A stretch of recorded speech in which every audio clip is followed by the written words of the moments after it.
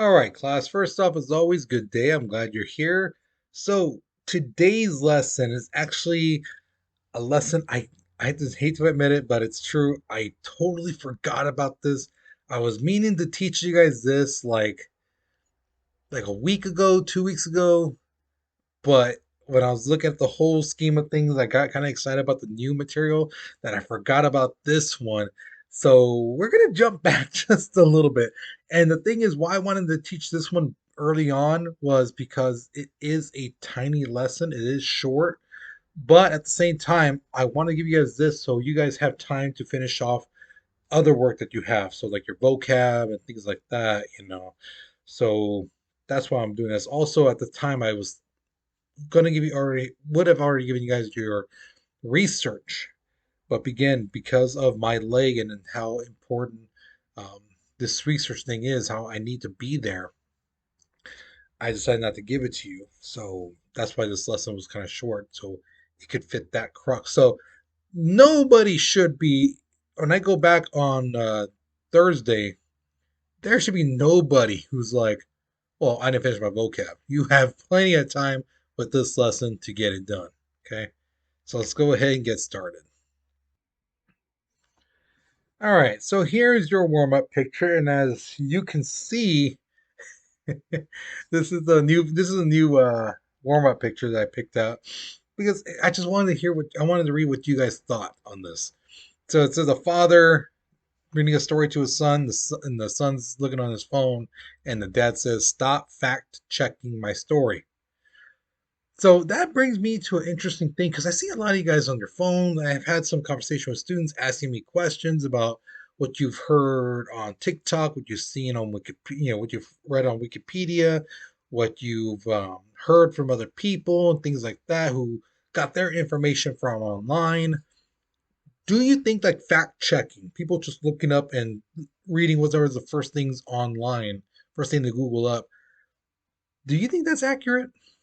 Do you think that information that when you first pull it up, those first like 3 to 5 articles that come up, the first websites that pop up, do you think that's accurate?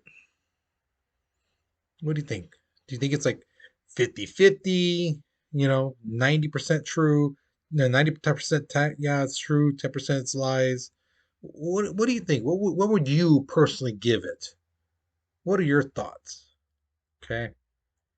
Or do you think it's like 100% true? Yeah, no, it's there. It's the top ones, so it has to be true. You know. So what do you think? Okay. So pause the video, write your response, and get ready because we're about to get to the notes. Now, this lesson again, it is very short. Just warning you. Okay. So we're gonna move on in 3, 2, 1. Now, going back to the unions, that's how far we have to go back. Okay, so that's why I said a couple weeks. There's a thing called collective bargaining. Okay, now representatives from both sides, the union and the management, come together to discuss and come up with an agreement on whatever the issues may be. Okay, now typically most collective bargaining agreements, excuse me, nowadays come with this thing called grievance procedure.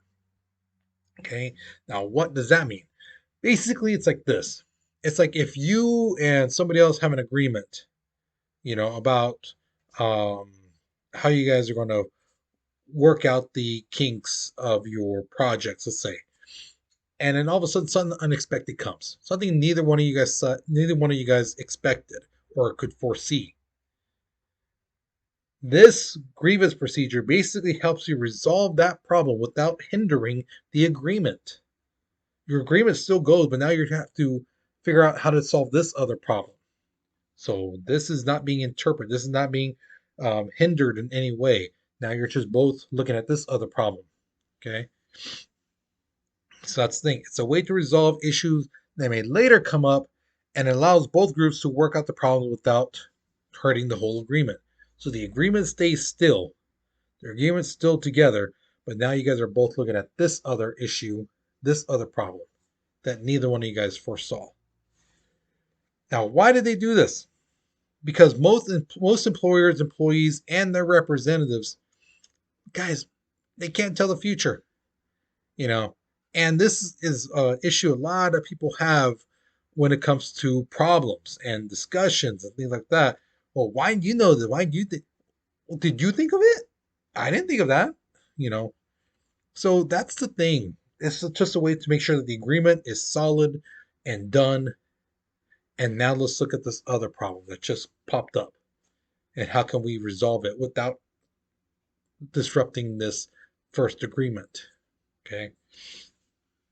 Now, there are several ways to resolve a negotiation problem when it comes to unions and even in real life. Not just, business, but also in just standard life. There's mediation, arbitration, fact finding, and injunctions and seizures. So we're going to get through all of those in today's lesson. Now, mediation. This is when a third party person comes in to settle a dispute. All right.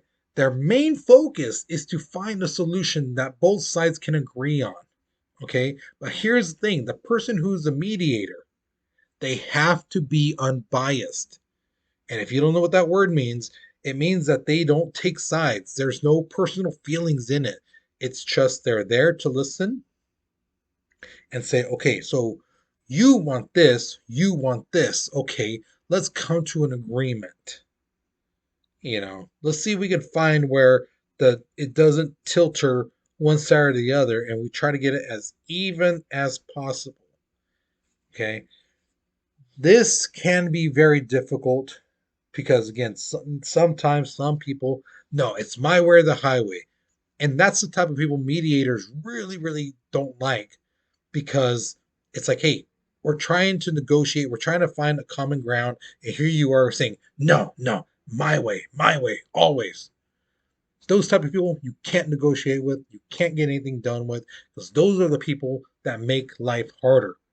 These are the type of people who don't see anything they've done as wrong, or even let the idea pop in their head and let it, go around that maybe, hey, you're at fault too. It's not just one sided. That you can't get everything you want, because you're spoiled or you think you're entitled to this stuff. Okay. So that's the thing with the mediators. But if they do have two types of people who have that mentality of, you know, acceptance, then it can get done. The next one is arbitration. Now, this is an agreement by both sides to put their differences before a third party. So again, somebody who's has nothing to do with this, has no take on whatever the problem is. They get nothing out of it. They're just there to help solve the problem. Okay. Um, and what they decide is final, absolutely final. There and then, boom. Um, thing is, a lot of companies, they like arbitration. They really like this because it deals with directly with consumers and things like that, and it helps them evade legal issues that would come up if it went to court.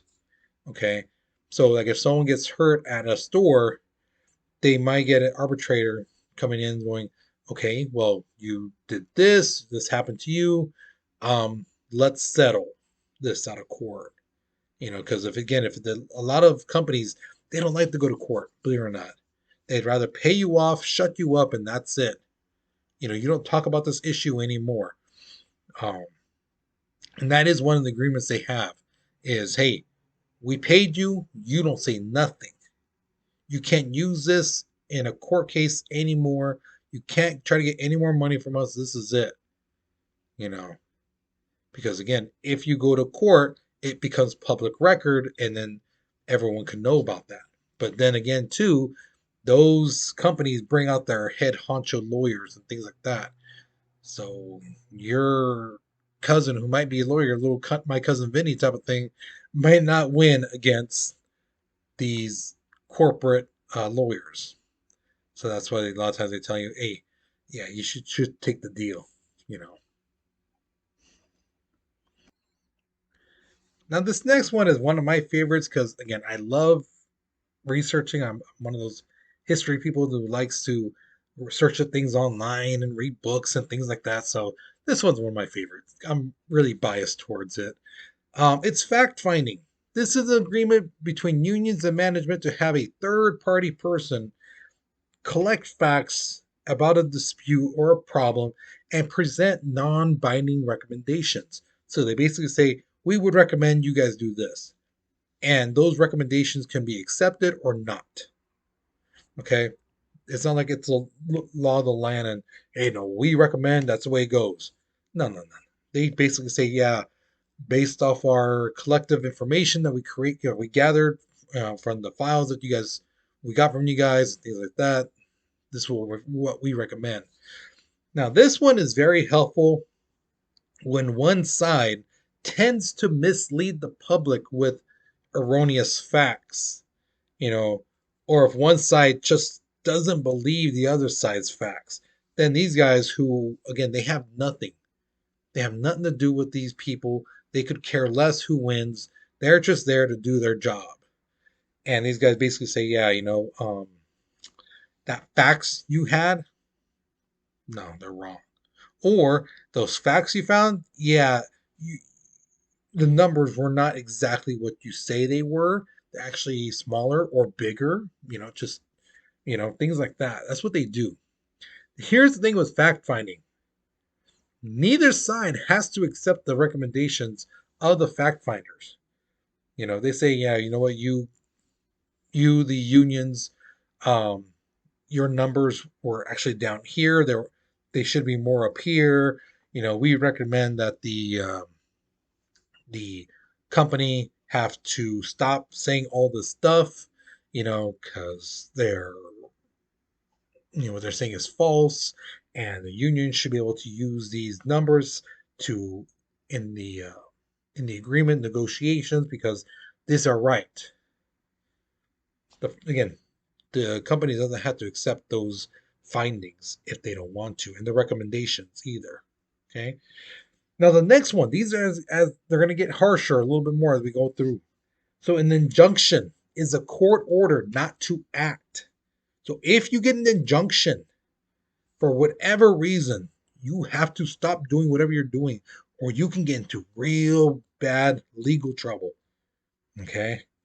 It doesn't mean just at work, it could be other things. But if you get an injunction, you need to stop because the court's telling you to stop. And if you don't, you're basically breaking the law, and they now have a case against you, and they really don't need anything else. They're telling you to stop, and if you continue, there it is. Boom, you're guilty.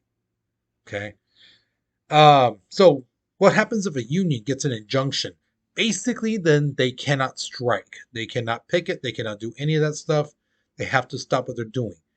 But on the flip side, if a company gets an injunction, they can't lock out the workers. They can't be like, oh, well, you guys are striking. We're going to lock our doors on you. You can't come and work. No, they can still protest and do this stuff and, like on their days off and still work, to make money and things like that. They can't lock out those workers. So it works both ways. It really does work both ways. Now, let's say all this stuff doesn't work. The arbitration, the fact finding, injunction. Then we come to seizures, which is this is like this is like what you don't want, especially if you're a company. These are for extreme cases, okay? But they have happened. This is when the government temporarily takes over the company and they negotiate with the unions. They sit down, they talk to them, they get all the information from the company and say, okay, look at, here's the thing. Based off this data, based off this information, no, this company cannot afford to do this and that and still be in business. Or yeah, they can do this, but they can't do this.